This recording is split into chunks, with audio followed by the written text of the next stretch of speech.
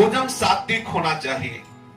जो उपासक सदैव जप परायण रहना चाहता है उसे चाहिए कि अधिक चावल ना खाए, क्योंकि चावल बादी और गैस बनाने वाला होता है और आलस्य प्रमाद बढ़ता है। और मूंग की दाल, पतली रोटी या भिक्षा की रोटी या कोई सब्जी एक वक्त या 2 वक्त थोड़ा थोड़ा करके पाले। रात में दूध उतना ही गर्म पिए जितना सहज में पिया जा। अधिक चाय जैसा गर्म पिएंगे तो ब्रह्मचर्य नाश का कारण बन जाएगा। मीठा और नमक अगर छोड़ दो तो बहुत अच्छा है, नहीं तो बहुत कम से कम पाओ। अगर आपको अजपा जाप निरंतर भजन करना है, चावल, खट्टा दही, खटाई, बहुत मात्रा में तेल, लाल मिर्च, मसाला, मूंगफली, गोभी, प्याज, लहसुन बिल्कुल नहीं पाना चाहिए।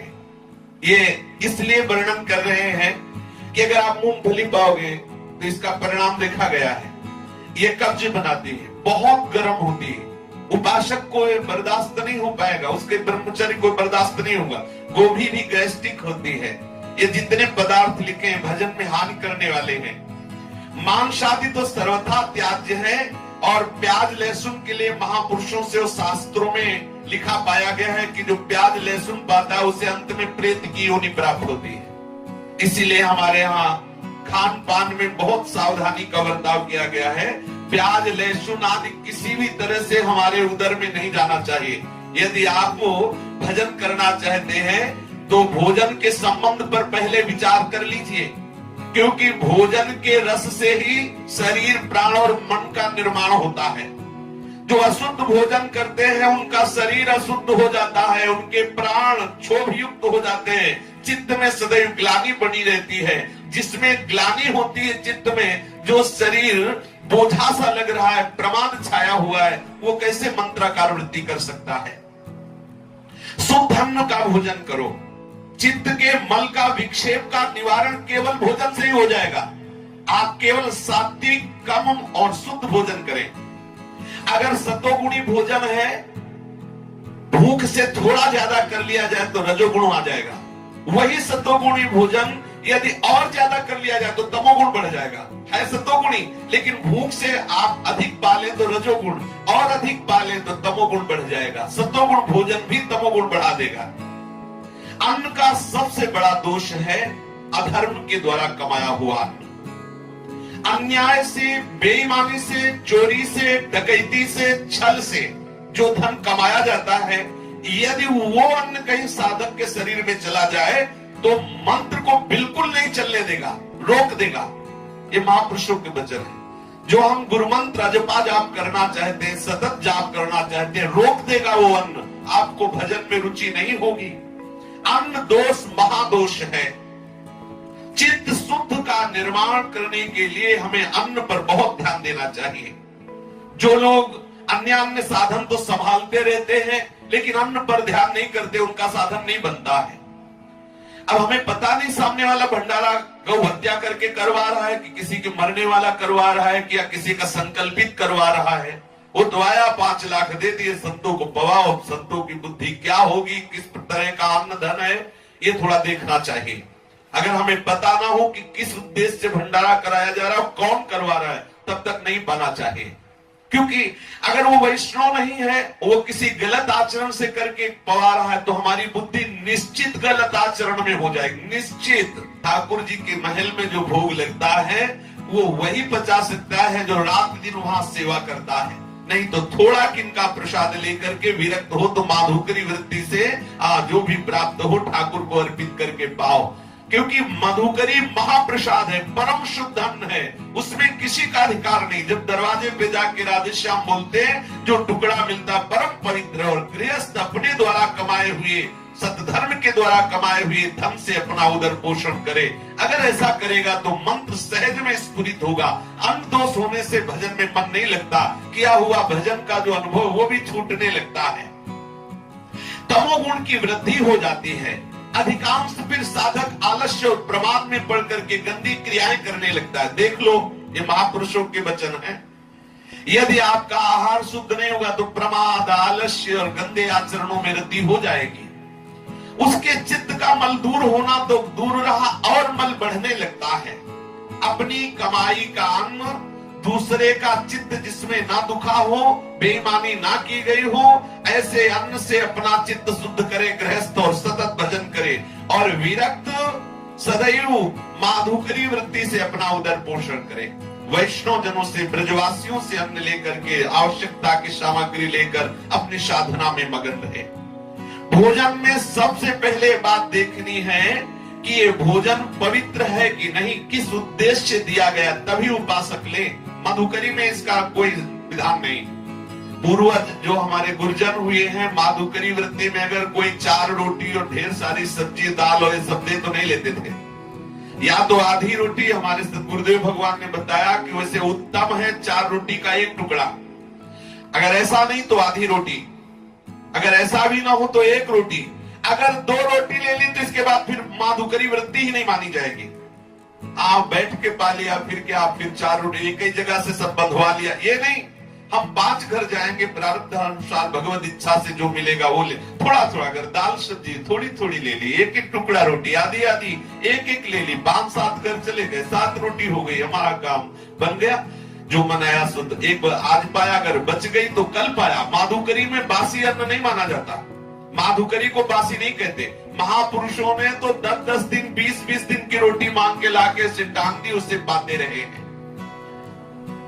जिसमें किसी का हक मारा गया हो, बेईमानी की गई हो, या किसी के संकल्प के द्वारा ऐसा पाने से साधक का मन जो है वो भजन से रहित होने लगता है। जब कभी तुम्हारा भजन छूटे और कामना जागृत हो तो 2 बात देख लेना, या तो भोजन गलत हो गया, वैष्णव अपराध बन गया, नहीं तो साधक जो भजन करता है उसका भजन छूटना और काम आदि दोष आना हो ही नहीं सकता। जहां भजन है वहां काम कहां है? अगर आ रहा है तो 2 बात देख लो, भोजन अशुद्ध हो गया या कोई वैष्णव अपराध बन गया। भोजन में 3 प्रकार के दोष माने गए हैं, जाति दोष, आश्रय दोष और निमित्त दोष। जाति दोष वो है जो स्वभाव से ही कई पदार्थों में रहता है, जैसे प्याज है, लहसुन है, शलगम है, गाजर है, ये जाति दोष युक्त आहार है, इसे नहीं पाना चाहिए। जो शास्त्र कह रहा नहीं पाना चाहिए, बिना प्रश्न किए हमें छोड़ देना चाहिए, वो नहीं पाना चाहिए। प्याज, लहसुन, शलगम और गाजर ये जाति दोष पदार्थ है, इसे पाने से बुद्धि भ्रष्ट हो जाती है।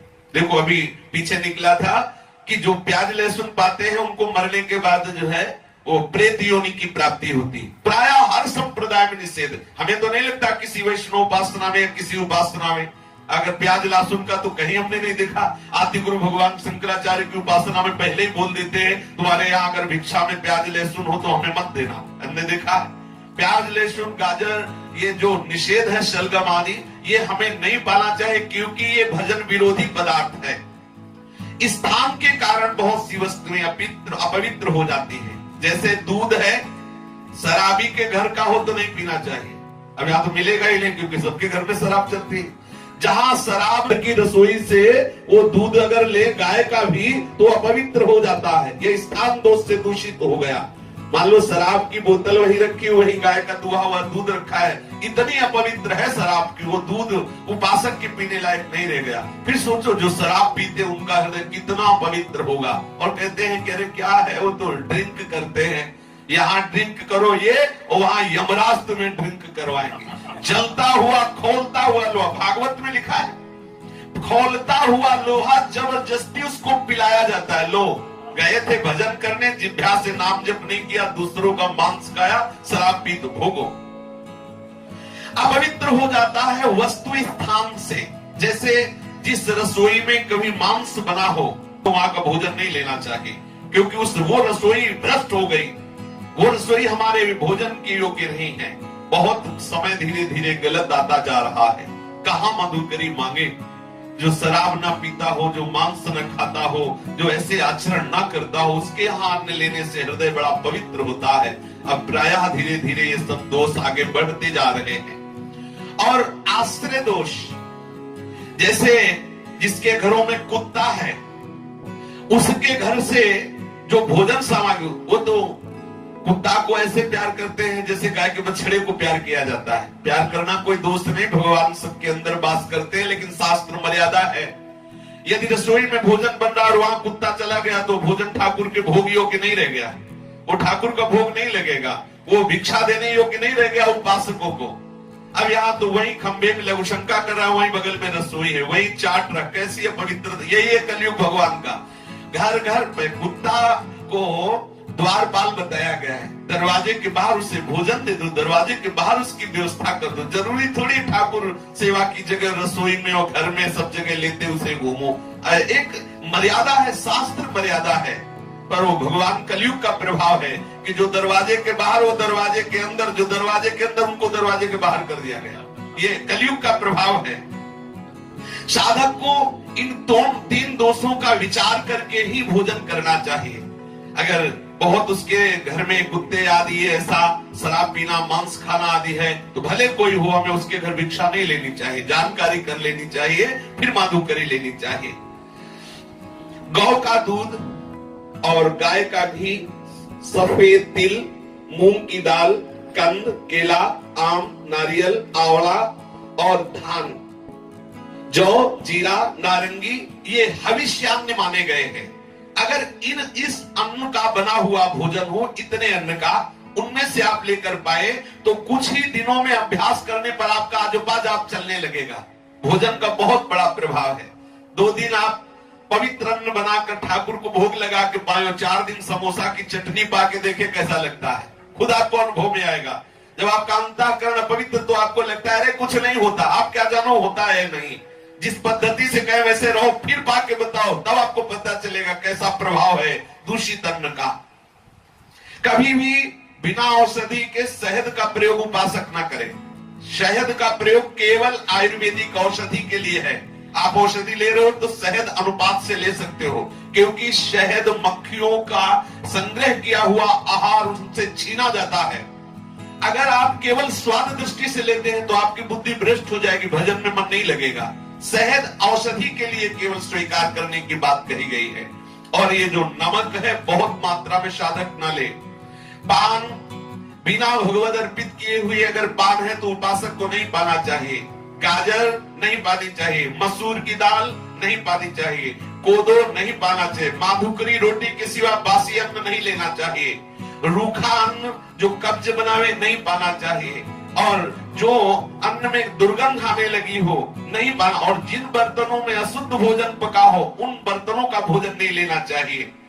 यदि हम भोजन संबंधी आवश्यकता ठीक से समझते हुए आहार करें कि ये हमारे लिए आवश्यक है, ये अनावश्यक है, और भजन में लगे तो बहुत शीघ्र लाभ होता है।